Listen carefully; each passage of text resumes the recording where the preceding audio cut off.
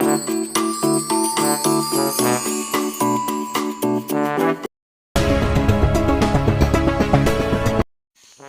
teman-teman, kembali lagi dengan saya. Saya akan memenuhi tugas dari mata kuliah Sosiologi Antropologi Kesehatan, sama seperti video-video sebelumnya. Tetapi saya di sini akan memaparkan tentang sejarah makanan dunia. Saya memilih makanan khas Spanyol.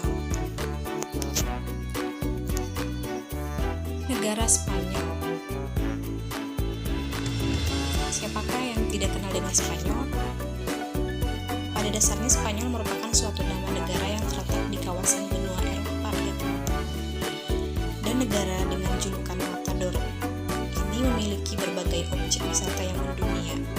Maka dari itulah tidak mengherankan jika banyak wisatawan mancanegara yang mengunjungi negara tersebut. Selain menikmati pesona wisata, ternyata para wisatawan juga bisa mencicipi masakan kuliner dari Spanyol. Kuliner atau masakan khas Spanyol ini memiliki ciri khusus, sehingga berbeda-beda dengan masakan dari daerah lain. Oleh sebab itulah, maka sangat disayangkan jika tidak menikmati kuliner asli dari negara Matador. Jadi, jika kalian sedang berkunjung ke negara Spanyol, kalian wajib mencicipi makanan khasnya. Oke, makanan yang pertama itu ada paella. Mungkin untuk kita terdengar asing gitu. Jadi paella ini adalah hidangan nasi khas dari Valencia, Spanyol. Paella memiliki akar sejarah kuno, tetapi tampilannya itu modern, berasal dari pertengahan abad ke-19 di daerah sekitar Teluk Albufera di pantai timur Spanyol, yaitu bersebelahan dengan kota Valencia. Banyak orang non-Spanyol memandang paella sebagai hidangan nasional Spanyol, tetapi kebanyakan orang Spanyol menganggapnya sebagai hidangan dari daerah Valencia. Masyarakat Valencia pada gilirannya menganggap paella sebagai salah satu simbol bagi daerah mereka. Jadi ada yang bilang sebagai hidangan nasionalnya Spanyol, juga ada yang mengatakan paella ini sebagai simbol bagi daerahnya mereka. Dan kata paella ini tuh berasal dari Valencia, yang diambil dari kata dalam Prancis kuno, yaitu paella untuk panci. Jadi paella itu untuk sebutan panci, dan yang pada gilirannya berasal dari kata Latin patella atau panci. Jadi orang Valencia menggunakan kata paella ini untuk semua jenis panci dalam bahasa Valencia, termasuk panci kecil khusus yang digunakan untuk memasak paella. Namun di sebagian besar wilayah Spanyol dan Amerika Hispanik, di mana bahasa Spanyol digunakan yaitu berlawanan dengan bahasa Valencia, jadi istilah paellera yaitu panci paella. Jadi lebih umumnya digunakan untuk panci khusus, sementara paella disediakan untuk sajian nasi yang disiapkan di dalamnya. Meskipun kedua istilah tersebut dianggap benar untuk wajan atau bisa disebut. Jadi paella ini memasak dan hidangannya itu disajikan di wajan.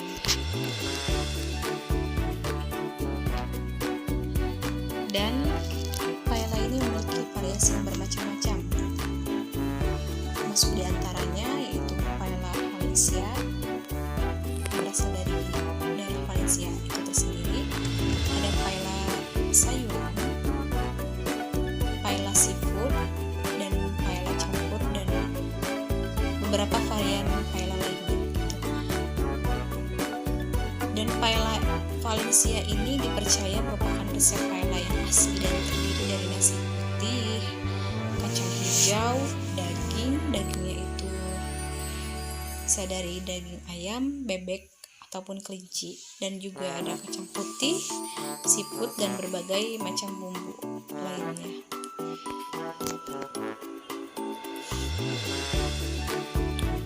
Nah, dari kandungan gizinya itu saya mengambil dari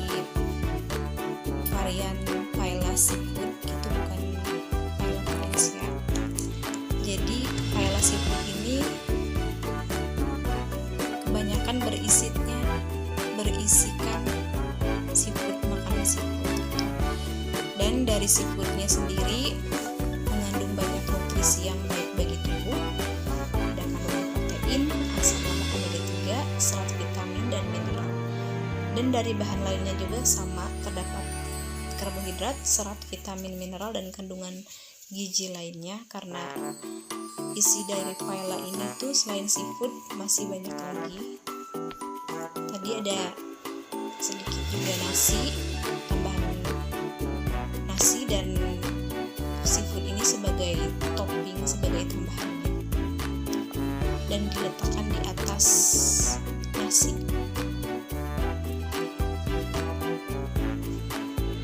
Dan manfaatnya saya ambil dari seafood, yaitu jenis seafood itu udang. Udang ini membantu menurunkan berat badan. Udang kaya protein serta vitamin D, tapi sangat sedikit karbohidrat gitu. Jadi jika kita sedang menjalani diet untuk menurunkan berat badan, kita bisa memakai beberapa nutrisi ini sebagai pilihan udang untuk dimakan. Dan udang ini mencegah penuaan dini. Salah satunya bahan dasar udang merupakan karet astaxanthin. Karotenoid mempunyai efek antioksidan serta bisa membantu menekan tanda-tanda penuaan yang disebabkan oleh sinar ultraviolet dan sinar matahari. Oke, sekarang makanan yang kedua ada tortilla. Tortilla juga sedikit asing gitu. Namun bentuknya sering kita jumpai gitu. Jadi tortilla ini awalnya berasal dari Spanyol dan dibawa oleh orang-orang Eropa ke benua Amerika. Kenapa tortilla ini sebagai makanan khas Spanyol? Karena awalnya itu berasal dari Spanyol dan kemudian dibawa oleh orang-orang Eropa ke benua Amerika. Jadi bisa disebut makanan khas Amerika juga gitu. Jadi nama tortilla ini diambil dari bahasa Spanyol, yaitu torta yang berarti kue bundar.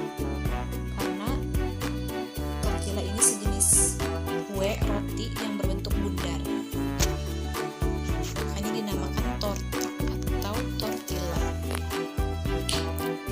Tortilla ini digunakan dalam berbagai macam kuliner Meksiko, Amerika, mulai dari burrito, nachos, quesadilla, enchilada, taco, dan masih banyak lagi. Jadi buat kalian yang sering menyantap kuliner Meksiko ini,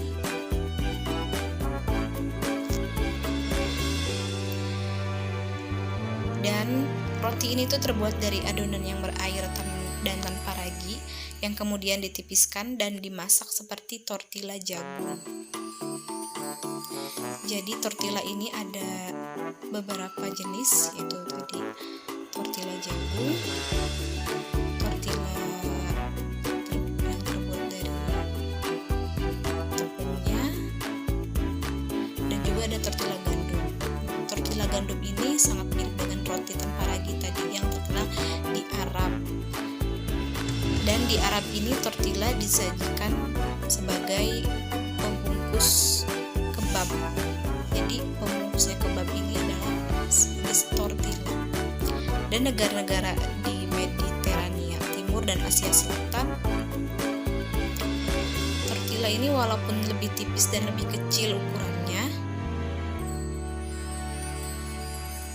itu terkenal di Arab. Dan di Tiongkok dikenal lau bengkue tebal berbentuk bundar seperti pizza. Di Tiongkok ini tortillanya sedikit tebal gitu. Dan sementara di India ada roti yang terbuat dari gandum, sama keduanya, dan sama bentuknya sama. Keduanya adalah contoh kue dari negara lain yang mirip dengan tortilla. Di India pun sama, ada sejenis makanan yang mirip tortilla gitu. Kalau di India disebutnya paratha. Paratha ini tadi terbuat dari adonan tepung seperti itu, mirip dengan tortilla. Dan karena tortilla tepung ini menggantikan tortilla jagung sebagai makanan pokok setelah tepung gandum diperkenalkan ke dunia baru oleh Spanyol.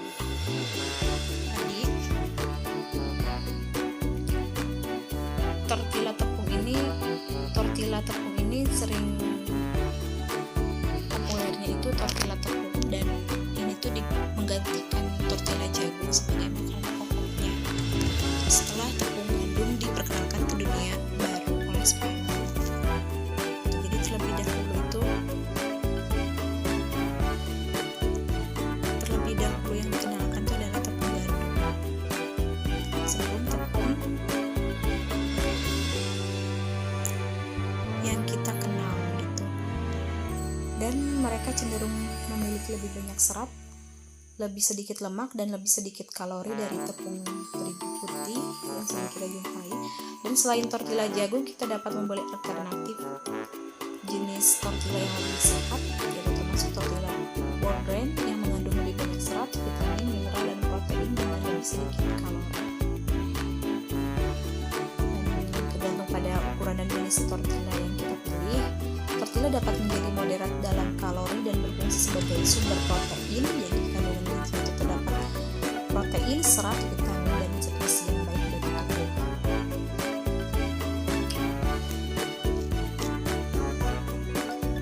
Biji-bijian utuh adalah pengganti yang baik untuk biji-bijian olahan seperti roti putih, nasi putih, dan pasta putih. Dan ketika digunakan sebagai pengganti biji-bijian yang diproses, dapat membantu meningkatkan gula darah dan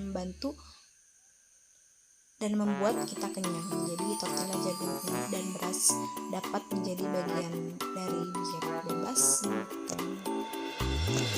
Kenapa terdapat biji-bijian roti putih, nasi putih, atau pasta putih?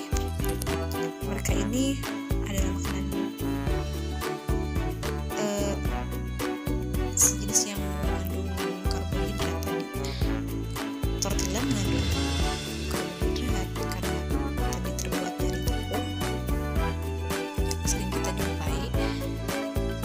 Jadi setara makanan yang mengandung karbohidrat itu ada nasi putih, roti putih, dan makanan lainnya, dan yang bisa meningkatkan gula darah dan membuat kita kenyang.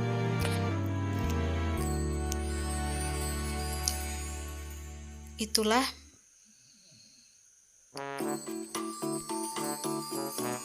sebagian makanan khas Spanyol, dan sebenarnya masih banyak makanan-makanan khas Spanyol lainnya. Itu yang dapat saya paparkan, jelaskan. Semoga bermanfaat bagi teman-teman. Mohon maaf jika saya terdapat kesalahan dari mulai tutur kata ataupun pemaparan dan isinya. Mohon maaf, dan sampai jumpa di video selanjutnya. Wassalamualaikum warahmatullahi wabarakatuh.